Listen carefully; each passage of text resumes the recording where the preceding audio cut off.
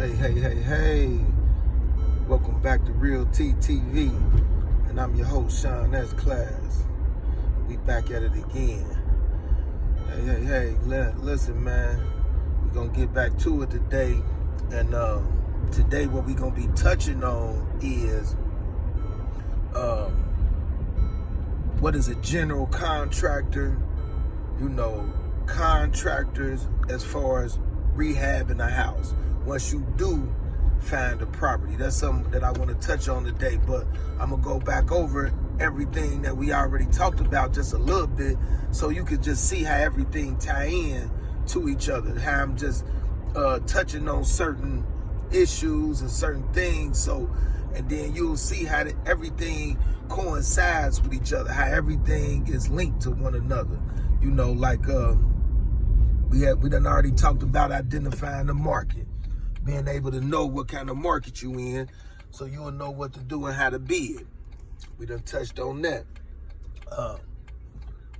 We done also touched on, as far as your target market, where you want to look for property at, where you want to look to find houses at your competition, things of that nature. I apologize about the sun. Things of that nature. Your target market, and like I was giving y'all suggestions as far as getting into, investing into, maybe a lower class neighborhood to find your first piece of property, especially, if you only working with limited funds or, and the thing about business is you always want to invest low, and make a profit, as much profit as you can.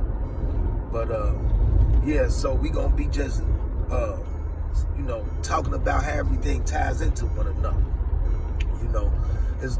Along with also, when I be giving y'all my quotes of the day, how those quotes and motivational things that I say to people, how that also ties in with just dealing with this market, man. Things of that nature. You gotta have your patience together. That's why I always say those kind of things, thick skin, because when you dealing with the world, you dealing with all type of species, should I say, in a joking manner, because you dealing with all walks of life and personalities. So, you gotta understand that, you kind of gotta also get in this market. You want to have some people person skills, just being able to deal with people, like I say, be able to engage with people, being able to, disarm situations as far as, when you're dealing with people. So, because you don't want it to go left, and all you trying to do is get some money, so that's the thing on stuff like that. But we gonna be getting into like this general contractor thing, because now the next step is looking at it like this, like, okay, your target market, what you looking for, so these are the things that we've been going over and discussing, like, what you looking for, your target market. Even if your target market is a higher class neighborhood and you want to invest in something that that costs a little bit more, you still can make money out of those type of properties too, and I'll touch on that as well. You can make money off of whatever class of property that your target is, but the main thing is having a target as far as what market of property that you're looking for. It's basically residential, single family. I was telling y'all the pitfalls if you try to invest in. Your first investment is apartment building, or, I told you the ups and downs with that. So now once you know where you looking, what you looking for, and like I was talking on as far as distressed properties, so a lot of times starting out, you looking for a distressed property, something that you're going to have to put some money into. That's the key, because you can't. A lot of times, if you buy a house that's already up to code, fixed up, it's hard to make money off of them kind of properties. And that's something that also the transition for people is because a lot of people, you know, they can't see the end result in something. A lot of people lack the vision to see something that don't look as good and be able to vision it better and have that vision, you know, to be able to see it in the end. And that's another key thing that you want to try to be able to have good vision, because if you don't have vision going into this type of thing, especially looking for a property that's in not so good shape, you know, you're going to kind of bouncing around. You probably never find a property, or it probably take you a long time. You know, you can't be scared to dive in and jump off the diving board. You know, don't be scared, you know, because, you know, the house a little ran down. You know, remember one thing, especially if you can get it cheap. And remember one thing, you know, property and land, stuff like that, you can't never lose with that stuff. You know, that kind of investment is kind of, in a sense, like a no-lose investment, because one thing about the cost of living, every day the cost of living goes up. So even if you bought a property for 40, 50, 60, 70,000 today, you know, a year, 2 years from now, even a few months from now, you know, with the cost of living and inflation, you know, you're going to be at some type of profit with it. So, all right, now let me dive into what we're going to get into as far as finding a general contractor, or contractor that's going to be able to come in and do the work on your distressed property. Now, this is a big up and down in this, because this is almost one of the hardest parts to dealing with property investments, is finding the right person. That's the big key. I'm telling you, that's finding the right, because I'm going to tell y'all something. In this day and age, it's hard to get people to work. It's hard to get people to do good work. So we gonna discuss that, you know. So that's a big thing, you know, finding the right person. When you find the right person or the right crew, trust me, take care of your crew, take care of that person that's good to you and doing good work for you, because that's rare in this field right now. You know, you're gonna run into a lot of scams and scoundrels, you know, people that and also remember one thing while you into this. And don't never pay nobody up front to do some work. Never. The right general contractor won't even want no money up front. And I'm going to tell you the reason why. They can do the job at the property, and if you don't pay them, not only can they sue you in court for the money that you owe them, they also can put what they call a lien on your property. Remember that.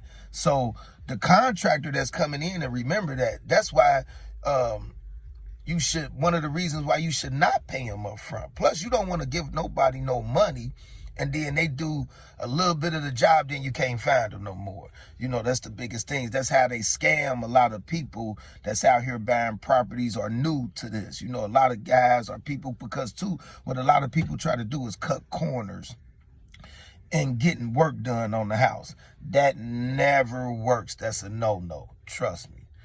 Do not cut corners. If anything, get on the DIY channel. Do it yourself. Google it, YouTube it, and do it yourself before, you know, you just take chances, rolling the dice, giving people money to do work, and then the work don't get done right, or it take all day for them to do the work. You know, things of them natures. These are the things that you're going to run into with trying to buy a property. And then once you get the property, now you got to get somebody to work on the property. So that's a big thing with dealing with general contractors. I suggest that, you know, you go online. They got all these different sites to where you can find general contractors if you Google it. You know, everything is Googleable now. So that's the thing. Look up and you know, just get a list of 5 to 10 people that you looking for, you know, and strangers, because I'm gonna tell you something. The thing, it's kind of lost times where, you know, the thing about, you know, going to find somebody that you know and listen, because, You know, a lot of times kind of people will lead you astray, you know, if you're not really understanding what's going on. Like, yeah, go use Bo Bennett over there. Bo Bennett will do it for a little bit of nothing. Nah, don't use Bo Bennett.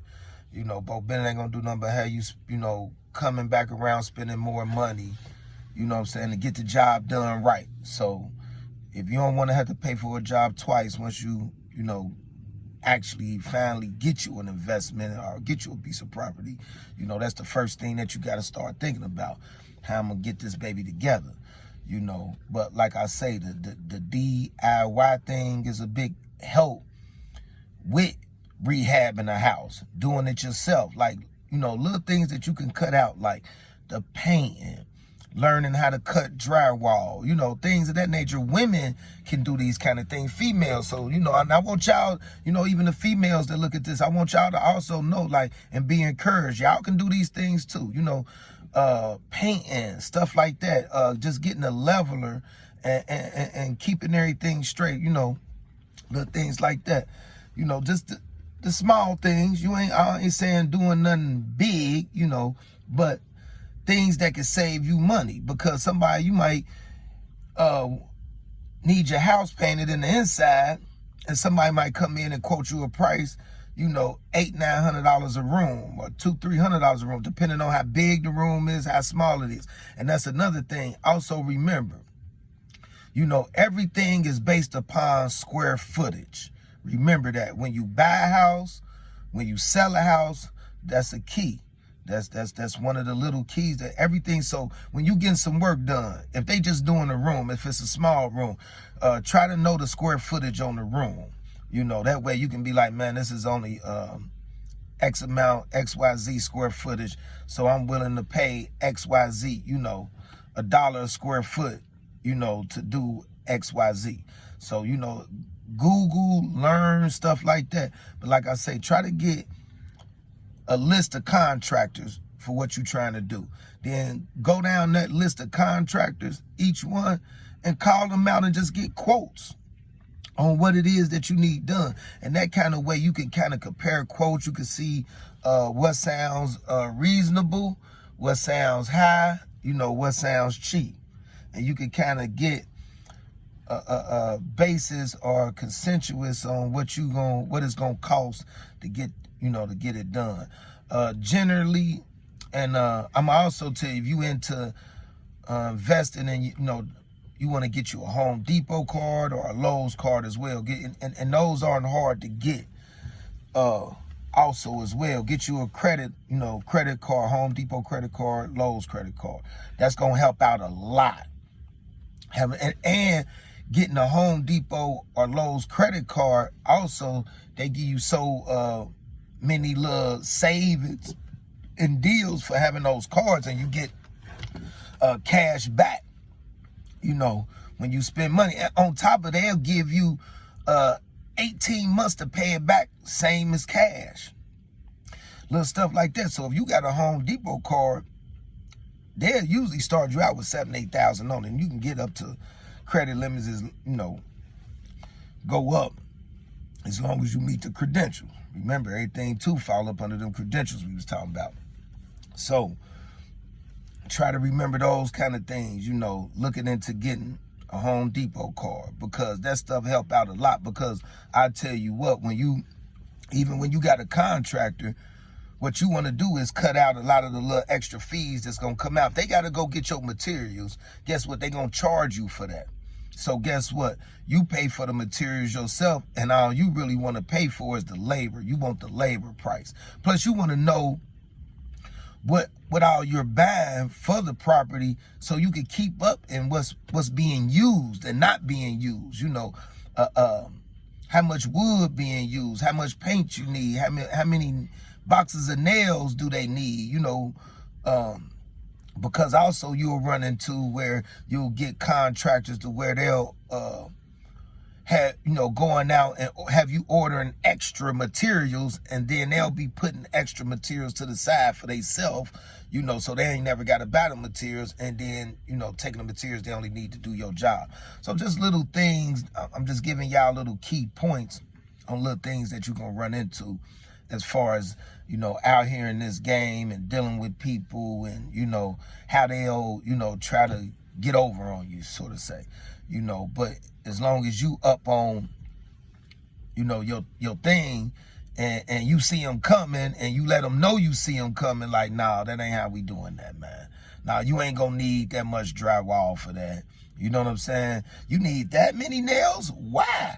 Don't be scared to ask the right questions when you dealing with, especially somebody you're gonna be paying your money to. You know, and like I say, do your due diligence. Google, you know, you can even Google what's the average cost for this job? What's the average cost to do this room? You know, what's the average cost to get plumbing done? What's the average cost to have electric ran through a whole house? You know, things of that nature. You know, what it costs to have tube and knob electric removed. You know, little things like that. You know, tube and knob. That's like old, how they used to run old electric in old house. Because generally, if you buy an older house, you know, it could potentially have these type of things running through there. And I'll touch on those things a little bit later. But yeah, I'm finna get up out of here, y'all, because I got a call coming in that I got to take. You know, peace. Hit y'all in a minute. One.